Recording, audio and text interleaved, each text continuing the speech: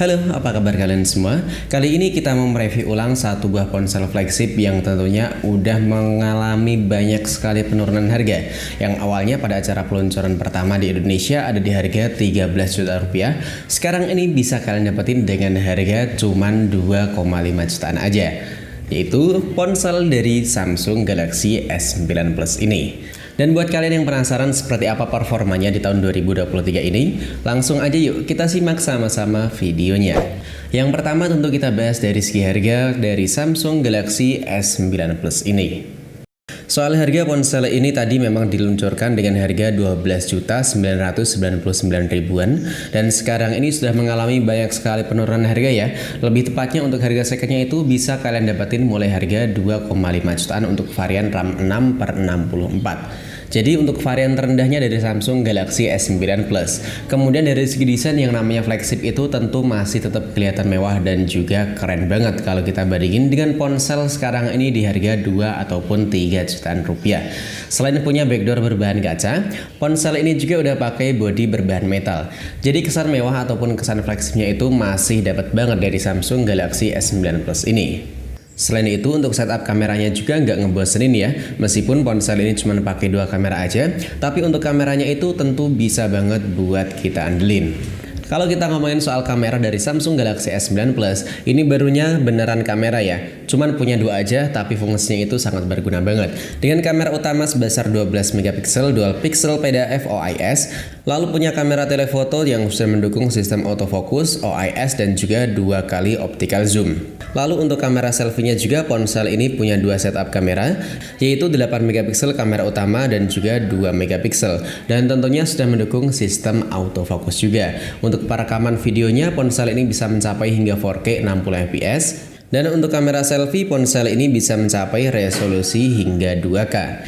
Dan berikut ini adalah sampel foto ataupun perekaman video yang kita ambil dari Samsung Galaxy S9 Plus di tahun 2023.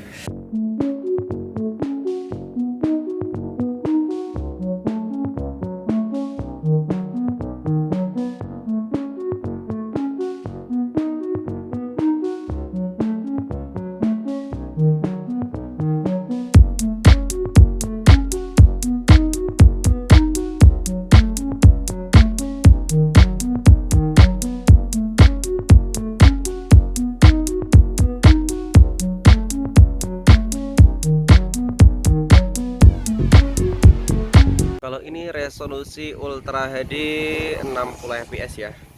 Gambarnya kelihatan detail banget, mantap.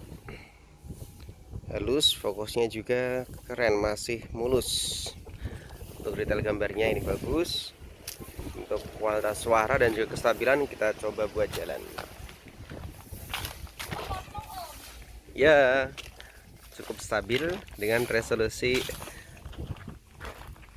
yang kita setting sekarang ini. Kalau ini resolusi 4K 30 fps nya mantap ya. Kita tes buat zoomnya. Maksudnya fokusnya ini masih bagus banget, bisa dilihat ya. Dan ini kelihatan lebih ngezoom kalau kita bandingkan dengan resolusi 4K 60 fps. Kita coba buat zoom maksimalnya, apakah masih kelihatan detail orangnya apa enggak nih. Lumayan ya, nggak terlalu pecah-pecah banget. Dan ini kita balikin ke normal lagi dan kita tes buat jalan. Seperti ini hasilnya. Kalau ini resolusi QHD nya 30 fps, fokusnya bagus, masih kelihatan detail, warnanya juga masih kelihatan natural.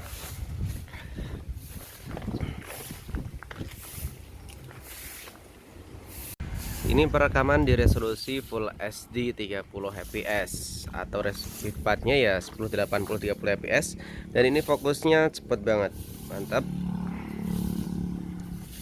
Untuk kualitas warnanya kelihatan natural kayak aslinya ya. Tapi untuk kualitas audionya kalian bisa nilai sendiri karena ini saya belum dengerin secara langsung, dan ini kita tes buat jalan kaki. Ini bisa langsung kita zoom ke 2 kali. Kalau ini resolusi QHD 30 fps kamera depannya. Untuk kualitas audionya gimana nih? Kalian bisa nilai sendiri. Dan ini kita bikin kita buat jalan nggak pakai alat bantu apapun ya, ini menurut saya masih stabil dan juga masih bagus banget. Apalagi untuk harganya sekarang udah makin murah ya, di 2 jutaan aja. Kalau ini resolusinya di 1080 30 fps atau Full HD ya. Ini gambarnya malah kelihatan lebih ngezoom, tapi untuk detailnya masih bagus, fokusnya juga dapat. Untuk kestabilan gimana nih? Masih lumayan bagus ya di harga 2 jutaan rupiah. Yang saya suka dari Samsung Galaxy S9 Plus ini selain untuk pemotretan atau fotografinya yang tentu masih bisa banget buat kita andelin, meskipun untuk resolusinya terbilang kecil banget ya, cuma 12 megapiksel. Tapi untuk kualitasnya itu tentu udah mantap banget. Apalagi untuk perekaman videonya yang bisa mencapai hingga 4K. Dan yang paling saya suka dari fitur kamera Samsung S9 Plus tentu adanya mode kamera Pro. Jadi ini sangat berguna banget nih buat kalian para konten kreator yang punya uang pas-pasan atau budget di bawah 3 juta rupiah. Kalian bisa ambil dari Samsung Galaxy S9 Plus ini. Tapi lebih baiknya kita simak lagi untuk pembahasan lebih lanjut dari Samsung S9 Plus di tahun 2023. Untuk layarnya sendiri, ponsel ini tentu udah kelihatan mewah banget ya. Selain punya ukuran yang compact dan juga nyaman banget di tangan, Samsung Galaxy S9 Plus ini juga punya tampilan layar curved atau layar melengkung. Kualitas gambar yang dihasilkan udah nyaman banget karena layar dari Samsung Galaxy S9 Plus ini punya resolusi sebesar 2K dengan ukuran seluas 6,2 in pakai panel Super AMOLED dan sudah mendukung sistem HDR10. Ditambah lagi untuk kerapatan dari ponsel Samsung Galaxy S9 Plus ini punya kerapatan mencapai 529 pixel.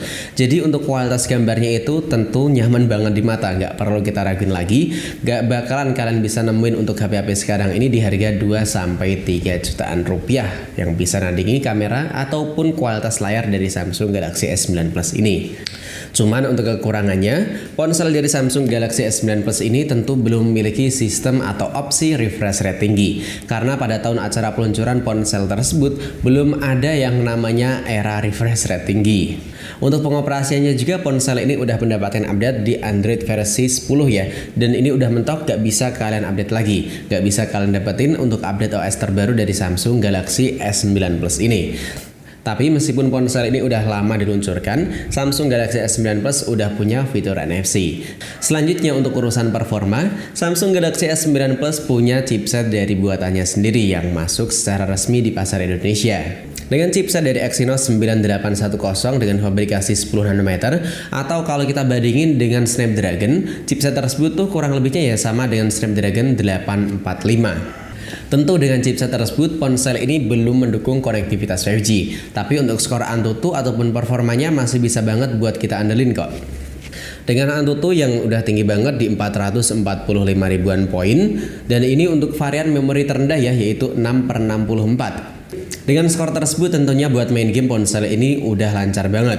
Buat main Mobile Legends ponsel ini sayangnya untuk grafiknya itu masih terbilang cukup terbatas ya, belum bisa mentok di rata kanan.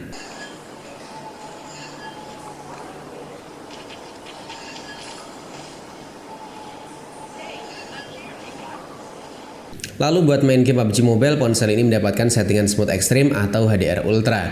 Buat main game tentunya lancar, mulus, dan giroskopnya juga udah responsif banget. Cuman untuk suhu yang dapetin itu ponsel ini baru kita pakai buat main game ya kisaran 5 menit atau 6 menitan lah. Ini ponsel udah terasa panas banget. Dan untuk panasnya itu nggak pada bagian backdoornya kok, sebenarnya pada bagian ini frame-nya, karena udah pakai frame metal. Jadi salah satu kekurangan dan juga kelebihan ponsel yang pakai frame metal ataupun frame plastik, untuk panasnya itu nggak mudah mengalir kalau ponsel yang pakai frame plastik. Tapi kalau pakai frame metal, untuk panasnya itu lebih mudah mengalir, tapi ya kesan pegangannya itu lebih terasa mewah dan juga kerasa fleksibel banget.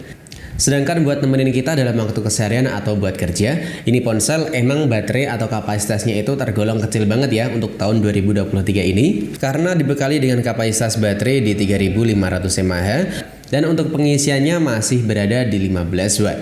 Jadi ini ponsel dalam waktu keseharian kalau kita pakai buat pemakaian normal aja nih ya, minimal ya bisa ngecas nyampe 2 kali lah. Tapi kalau sambil kita pakai buat main game, bisa nyampe 3 atau 4 kali. Dan itu balik lagi pada settingan atau penggunaan kalian masing-masing. Sekarang ini kita bahas nih kekurangan atau lebih tepatnya hal yang perlu kalian pertimbangkan sebelum beli ponsel dari Samsung Galaxy S9 Plus.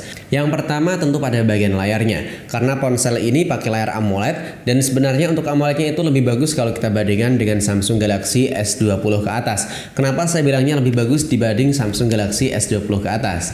Karena pada varian atau seri-seri Samsung Galaxy S9 atau Samsung Galaxy S10 itu nggak pernah yang namanya kita nemuin layar dengan lightsaber, atau lebih tepatnya garis hijau ataupun garis putih di bagian layarnya. Nah, layar dari Samsung Galaxy S9 Plus ini rata-rata udah pada shadow, atau lebih tepatnya ya untuk gambarnya udah pada bocor. Itu salah satu hal penting yang perlu kalian pertimbangkan atau kalian perhatiin sebelum meminang ini ponsel. Kemudian pada bagian backdoornya rata-rata udah pada ngangkat sih. Ya meskipun ngangkatnya nggak terlalu kelihatan banget, tapi kalau kita perhatiin lebih detail lagi, ini sebenarnya udah sedikit ngangkat. Entah ini berapa milimeter.